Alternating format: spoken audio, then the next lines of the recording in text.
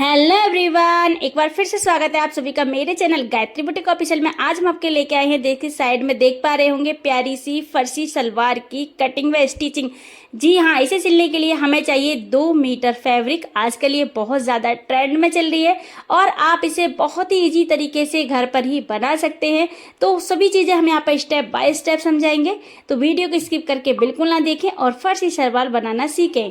यहाँ पर हम जो लंबाई ले रहे हैं फर्सी सलवार की, वो ले रहे हैं 36 इंच। आप अपने मेजरमेंट के हिसाब से बनाइएगा। और हमने दोनों साइड से फालतू कपड़े को कट कर दिया है। इसमें हम 6 इंच की बेल्ट लगाएंगे, तो हमने ये कपड़ा 31 इंच का रखा है, क्योंकि 6 इंच की बेल्ट आ जाएगी और 31 इंच का हमारा ये कपड़ा रहेगा। तो ये हमारी फोल्ड होने के बाद में, बनने के बाद में 36 इंच ही तैयार हो जाएगी। यहाँ पर इसकी जो मोहरी बनाएंगे वो आप 11 इंच, 8 इंच, 9 इंच की बना सकते हैं। मैं यहाँ पर 11 इंच की बना रही हूँ और 2 इंच हमने एक्स्ट्रा लिया है मार्जिन। इसी के साथ में अब हम लगाएंगे आसन का निशान। अब प्रेस कर लेंगे इस पर अच्छे से, जिससे कोई सल वगैरह ना रहे। अब ऊपर की तरफ चलते हैं, तो इस बार हम आपको लिख के दिखा रहे हैं कि 6 इंच की बेल्ट लगानी है, जिससे आप लोगों को ध्यान में रहे। और तो 6 इंच का जो इंच टेप है उसे ऊपर की तरफ निकाल देंगे। इंच टेप ऊपर की तरफ निकालने के बाद में हमने आसन का निशान लगाया था। आसन का निशान कैसे लगाया है डिटेल में समझते हैं। देखिए, ऊपर की तरफ 6 इंच निकाल दिया, यहाँ से यहाँ तक लिया हमने आसन 9.5 इंच। कितना लिया? 9.5 इंच। और ये बचे हुए कपड़े से हम बेल्ट बनाएंगे और जो ऊपर की साइड हमारा बचा हुआ कपड़ा सा, उससे हम अपने बॉटम तैयार करेंगे। राउंड स्केल लेंगे और यहाँ से यहाँ तक का निशान लगा देंगे। तो देखिए कितना ज़्यादा इजी है फर्सी सलवार को बनाना। इसमें केवल 2 ही आपको मेजरमेंट लेने होते हैं, एक आपकी कमर का और एक मोहरी का। उसके बाद में कोई मेजरमेंट की ज़रूरत नहीं होती है। ये इसे बनाना भी और कटिंग करना भी बहुत ज़्यादा सिंपल है। तो आप इस तरह से बहुत इजी तरीके से फर्सी सलवार बना सकते हैं। अब हम बचे हुए कपड़े से करते हैं बेल्ट की कटिंग। तो 9 इंच की हमें बेल्ट तैयार करनी है, तो डबल फोल्ड करके हमने 4.5 इंच की यहाँ पर कटिंग कर दी है। इसी के साथ में कटिंग कंप्लीट हो गई है। अब हम आ चुके हैं मशीन पर और इसके आसन हमने स्टिच करने शुरू कर दी हैं। जैसे नॉर्मल प्लाजो होता है हमारा, कुछ इस तरह से ही इसकी कटिंग और स्टिचिंग होती है, बस थोड़ा बहुत ही डिफरेंट होता है। और समर सीजन के लिए बेस्ट सलवार हो सकती है, क्योंकि काफ़ी कंफर्टेबल है और ट्रेंड में है। तो एक बार ज़रूर ट्राई कीजिएगा। इसी के साथ हमने आसन स्टिच कर लिया और हम आ गए काउंटर पर। आपको अच्छे से समझा सकें इसीलिए हम सभी चीज़ें बारीकी से समझा रहे हैं। अब यहाँ पर देखिएगा, ये हमारा आसन है और एक पैर इसका इधर एक साइड और एक साइड उधर साइड है। तो हमारा काउंटर दो छोटा है, तो हम आपको पहले एक पैर की ही प्लेट बताएंगे। तो ये नीचे की साइड हम बैक साइड रहेगी और फ्रंट साइड हमारी ऊपर वाली साइड रहेगी। इसी के साथ में ये जो साइड वाली प्लेट लगाते हैं, ये प्लेट आएगी हमारी 2.5 इंच की तैयार होगी, क्योंकि हमने 5 इंच की लिया, तो फोल्ड होने पर 2.5 इंच की आएगी। इसे हम सुई से कच्चा कर लेंगे, जिससे कि आसानी से हम इसमें जब बेल्ट अटैच करें तो कोई प्रॉब्लम नहीं आए। और देखिए नीचे तक इसे बस केवल 1 इंच तक ही फोल्ड रहेगी। लास्ट में ये कुछ इस तरह से जाएगी, क्योंकि अगर नीचे तक भी हमने प्रॉपर फोल्ड करेंगे तो इसमें झोल आ जाएगा। और दूसरी साइड भी ऐसे ही प्लेट हमने लगा ली है। दोनों साइड हमारी प्लेट कंप्लीट हो गई। साइड वाली प्लेट, अब बीच में प्लेट कैसे लगाते हैं वो हमें आपको मशीन पर समझाएंगे। उससे पहले आसन की साइड हम 2-2 इंच ऐसे प्लेन का फैब्रिक रखेंगे, इसमें कोई प्लेट नहीं लगाएंगे। अब हम आ चुके हैं मशीन पर। मशीन के आने के बाद में हमने जो ये 2-2 इंच पर निशान लगाए थे, इस पर लगा देंगे कुटका।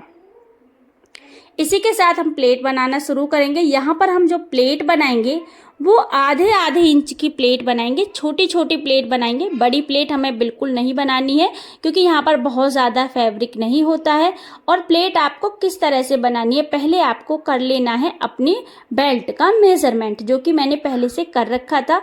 यहाँ से यहाँ तक मुझे 11.5 इंच लेना है। और कैसे आपको अपनी बेल्ट का मेज़रमेंट करना है वो सिखाते हैं। साइड से हमने कुटका लगा दिया है, बीच सेंटर पर भी कुटका लगाया। अब नाप के देखा तो 11.5 इंच आया है। तो ऐसे ही आपको 11.5 इंच आसन से लेकर के और साइड वाली प्लेट यानी कि जो बड़ी प्लेट है वहां तक आपको 11.5 इंच लेना है। कितना लेना है, आसन से यहाँ तक 11.5 इंच लेना है। जितनी भी आपकी बेल्ट का 4th भाग आता है उतना आपको लेना है। एक साइड प्लेट हमारी आ चुकी है, दूसरी साइड हम मशीन के अंदर वाली साइड में रखेंगे फैब्रिक को और इस तरह से छोटी छोटी प्लेट बनाएंगे। दोनों साइड की प्लेटों का जो डायरेक्शन है वो एक दूसरे के आमने सामने होना चाहिए। और इसके बाद में प्लेट हमारी कंप्लीट हो गई है। अब हमने लिया अपनी बेल्ट को और बीच सेंटर पर रखते हुए आसन के पे बेल्ट को अटैच करना शुरू करेंगे। यहाँ पर अभी हमने बैक साइड में प्लेट नहीं डाली है। बैक साइड में प्लेट हम एक साथ ही डालती हूँ मैं हमेशा। कोई सी भी सलवार सिलूँ, चाहे फर्सी हो या पटियाला या सेमी पटियाला, कोई भी सी भी सलवार हो, मैं बैक साइड में प्लेट बाद में डालती हूँ। अब आ चुके हैं हम बैक साइड की तरफ। तो यहाँ पर हमारा जो कपड़ा है उसके हिसाब से 3-3 प्लेट दोनों साइड आई हैं। मैं बैक साइड में प्लेट हमेशा बाद में ही क्यों डालती हूँ, अगर हमारा कपड़ा कम या ज़्यादा बैठता है तो हम इसे प्लेट यहाँ पर एडजस्ट कर सकते हैं। इसी तरह से 3 प्लेट दोनों साइड डाली बैक साइड पर। तो इसी के हिसाब से हमारी जो 6 प्लेट यहाँ पर आई हैं बैक पर। अब हम अपनी बेल्ट को और सलवार के जो कपड़ा बाकी बचा है उसे हमने मेजर करके देखा तो बिल्कुल बराबर से आ गया है। अब हम इसे स्टिच करते जाएंगे। अब यहाँ पर हम फिनिशिंग करेंगे। जो भी हमारा रफ कपड़ा है या धागा है उसे कट करेंगे। फिनिशिंग हो गई है। इसके ऊपर से अब हम लगाएंगे एक और सिलाई। इसे बोलते हैं लव की सिलाई। ये बहुत ही बारीक और बिल्कुल बराबर में लगाई जाती है जैसा कि दिखाया जा रहा है वीडियो में। इससे क्या होता है, आपकी सलवार की मजबूती बन जाती है। इसके बाद में अब हम आ गए हैं मोहरी पर। इसकी मोहरी यहाँ पर मैंने ज़्यादा डिटेल में बनानी नहीं सिखाई है क्योंकि सिंपल ही मोहरी बनती हैं। इसमें ज़्यादा हमने इसमें पेपर पेस्टिंग का यूज़ किया है। उसके बाद में यहाँ पर जो मैंने मोहरी बनाई है 2.5 से 3 इंच के बीच में बनाई है। यहाँ पर देखिए मेरी मोहरी बन के तैयार हो गई है। आप चाहे तो 4 से 5 इंच की भी मोहरी बना सकते हैं जैसे कि साइड में दिखाया जा रहा है। मुझे ज़्यादा चौड़ी मोहरी पसंद नहीं है तो मैंने सिंपल छोटी मोहरी ही बनाई है। 3 इंच की मोहरी बनाई है, आप अपने हिसाब से बनाइएगा। यहाँ पर हम इसकी फिटिंग कर रहे हैं। 11 इंच पर हमने बॉटम रखे हैं और सिंपली फिटिंग करते चले जाएंगे। कपड़े को खींचना नहीं है मगर यहाँ पर हम जो मेन और आसन से आसन को मिलाते हुए चले जाएंगे। ये बहुत ही मेन इंपॉर्टेंट बात है। आसन इधर उधर नहीं होना चाहिए, कपड़े को खींचना नहीं है, बिल्कुल इक्वल से हमारी सिलाई आ जाएगी। दोनों मोहरी एक बराबर ही रखनी है। इसी के साथ में अब हम आपको एक और ट्रिक और टिप्स बताएंगे जो टेलर लोग यूज़ करते हैं।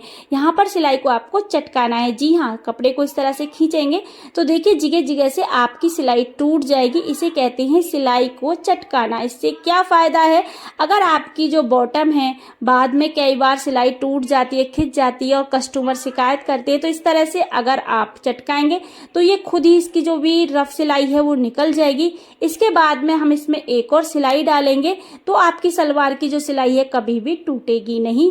और आइडिया कैसा लगा कमेंट में बताइए। और साइड में देखिए कि ये सूट और फर्सी सलवार बनने के बाद कितना ज़्यादा प्यारा लुक आ रहा है इन दोनों का। अगर आपको हमारी वीडियो अच्छी लगी तो ज़्यादा से ज़्यादा शेयर करें। मिलते हैं नेक्स्ट वीडियो में, तब तक के लिए बाय बाय।